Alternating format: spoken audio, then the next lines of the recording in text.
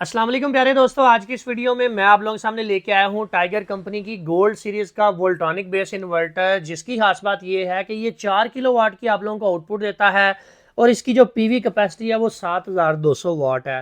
Gold series का ये Voltronic base inverter बड़े साइज की स्क्रीन के साथ आता है, बिल्ट इन वाईफाई है, एंटी डस्ट फिल्टर इसके साथ आप लोगों को देखने को मिलते हैं। इसकी अगर लोड मैनेजमेंट की बात की जाए कि ये कितना लोड उठा सकता है, तो जनाब आप इसके ऊपर एक वक्त में एक एसी, लाइटें, पंखे, फ्रिज, मोटर आसानी से चला सकते हैं। 4 किलोवाट की आप लोगों को आउटपुट देता है। इसके अलावा अगर आप इसके ऊपर अपना कोई वाटर हीटिंग रॉड चलाना चाहते हैं, पानी गर्म करना चाहते हैं, तो वो भी ये आसानी से उसको मैनेज कर लेगा, उसको आसानी से चला लेगा। कंपनी का ये कहना है कि हमने अपने इन्वर्टर के अंदर मजीद इंप्रूवमेंट की है ताकि एक एंड यूजर को इनके अंदर कोई मसले मसाइल ना देखने पड़े, मजीद बेहतरी हमने इसके अंदर लेके आए हैं।